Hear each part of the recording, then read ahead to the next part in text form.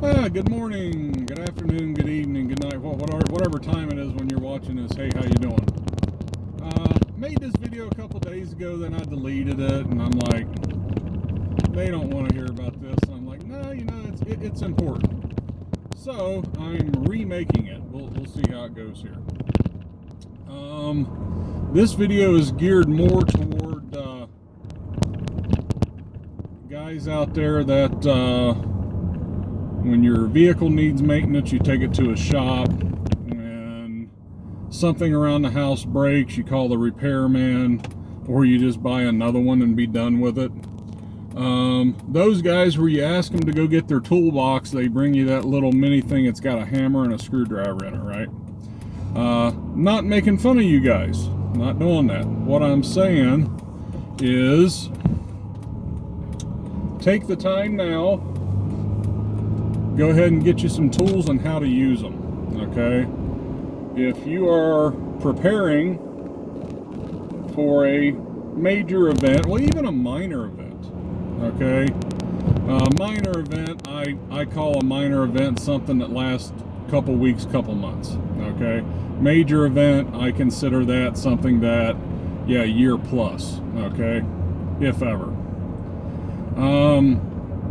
Most people who are preparedness minded, I believe they already kind of do this stuff, okay?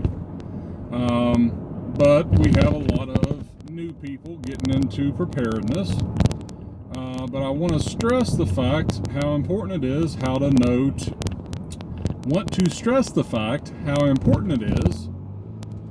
to know how to repair, build, whatever it is you need to do to whatever it is you got. My wife finds it just absolutely shocking that when I was 8 years old, I was wiring up my parents' basement, just running the wire and putting in receptacles and stuff like that, while my dad was at work. I wasn't allowed to hook it up to the breaker box or anything, but my dad had showed me how to do that stuff since the time I could walk, and he trusted me to do that, to help him out a little bit and so that I can get some hands-on knowledge. A lot of people, they can read a book, they can watch somebody do it, but until they do it themselves, it doesn't really click, right? And because of that, yeah, I can take care of wiring, plumbing, most household things, and I can work on my own vehicles to some point. I've never swapped out an engine. I'm not going to say that. I've never tore an engine down and rebuilt it. No, I've never attempted that. But just general maintenance and repair, it's going to be something that's going to be required of anybody that's still around, okay? What prompted this video was I just had to fix my wife's dryer, okay? And a couple years ago we had bought the new Purdy high efficiency set and all this. She had been wanting forever, so I went ahead and got her for, it's got all the buttons and the lights and all this. I mean, it doesn't talk to you, but one step short of talking to you, it does all that. And I'm the type of person that I'm like anybody else. I like all the gadgets, gizmos, the buttons that does this, does that. But with me, whenever I'm looking at a vehicle, an appliance, something like that, and I see all that stuff, in my mind, what I'm thinking is just one more thing it's going to break.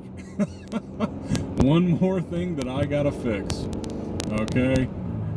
Yeah, the pessimist in me comes out a little bit when I start seeing all the flashy buttons and doodads.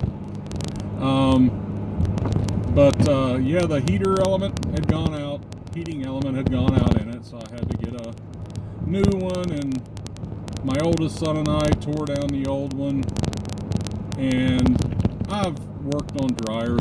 This one sucked. This one It's like I'm looking at this and I'm like, who engineered this thing? You know, the ones I've worked on in the past, it's like, yeah, the top comes off and you do this, you do that, and you're right there, right?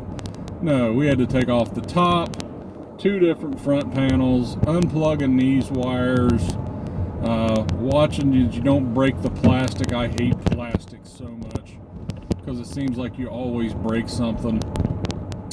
But at the end of the day, we got it done, and we have nice, dry, clean clothes now. That's kind of important because it's been raining up here for like 3 weeks, so there's no putting them out on the clothesline.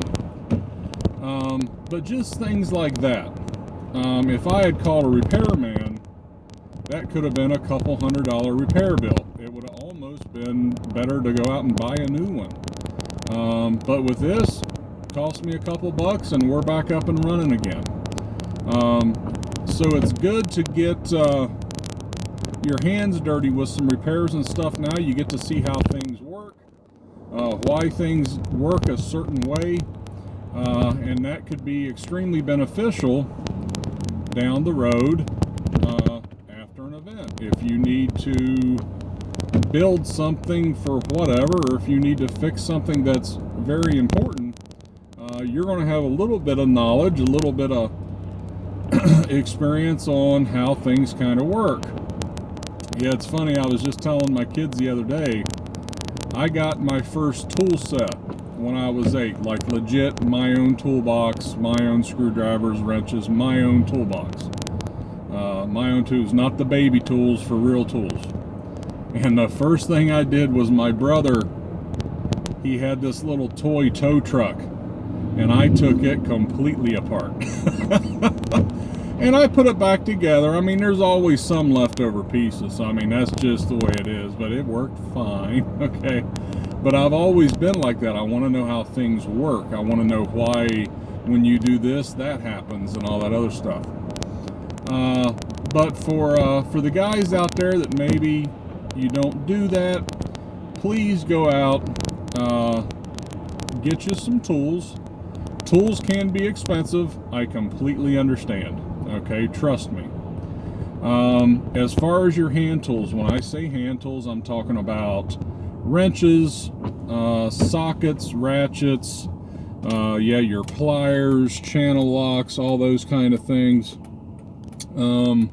Your non-power tools, okay? I actually recommend Harbor Freight. Yeah, the cheap place that's got all the China crap. I have never had, take it back, I've only ever had one tool break from there, and I've bought different, man, half a dozen different ratchets, I don't know how many wrenches, screwdrivers, everything else, and I've had one thing fail on me, and it was a 3/8 to 1/4 inch adapter. And if any of you out there turn a wrench, you know that those kind of break, doesn't matter what manufacturer you got on them. If you're having to put so much torque, that little 1/4 inch male end, it's just going to snap off. But other than that, the other tools that I have purchased from there, haven't had issues with. So I recommend checking them out. As far as your power tools, your power drill, circular saw, jigsaw, sawzall, I've got stuff from Harbor Freight there too. And I really haven't had issues with them too much. They do what they do. Now, I'm not a contractor where I'm using these tools on a daily basis. But under normal, under normal household wear, I haven't had any issues. The only power tool that I've gotten from Harbor Freight that was literally just a piece of junk was one of their little cheap, the Dremel style tools, and it was a cheapie, dude. It was like 10 bucks, and yeah, I got what I paid for. It works. It didn't stop working or anything, but the motor was not powerful enough to really do much heavy duty stuff, polishing and stuff. It was fine. But yeah, check if you have zero tools and you're needing to get some tools now. Check them out. Yeah, absolutely. Go get your wrenches and all that other stuff there. And over time, if you want to upgrade to Craftsman, Snap-on, whatever company brand you love or come to love, yeah, go ahead and upgrade at that point in time. But try to have those basic tools and get some knowledge now of how things work, why this happens. Get you a good multimeter. Yeah, I don't know how often I use multimeter. It seems like it's all the time. Had to use it on this because it could have been because with this there's codes, and it could have been a relay, and it could have been this, and it could have been that, and finally I just took the freaking thing apart and I found what was broke. Yeah, I recommend that to you guys. Like I said, didn't know if I was going to make this video, but I'm like, yeah, if it helps somebody, it's worth my 11 minutes of talking at a phone here. But yeah, get those tools. Have them at your location because tools are heavy. As far as toting them, if you have to do a bug out, if you're bugging in, yeah, your home tools. But have those things ready so that you can fix whatever comes up. And after you get the tools, yeah, go ahead and start collecting every little bolt and screw, the extra ones. Yeah, you know when you put something together and there's extras left over. Yeah, get your old coffee can, just start filling it up. Don't know how many times I've needed a bolt, something broke off or something, and I've had to rifle through the coffee can instead of having to run to Lowe's or Home Depot or whatever your hardware store is and wasting time and money to buy more bolts. Just save the ones that you got laying around. Organization, guys. But I'll wrap it up there. Excuse me. But yeah, get your tools, learn how to use them, learn to use the appropriate tool for the appropriate job, and that way if you're needing to do some tinkering, you'll know how to do it. So appreciate it, guys. Thanks a lot, and we'll talk to you after a while.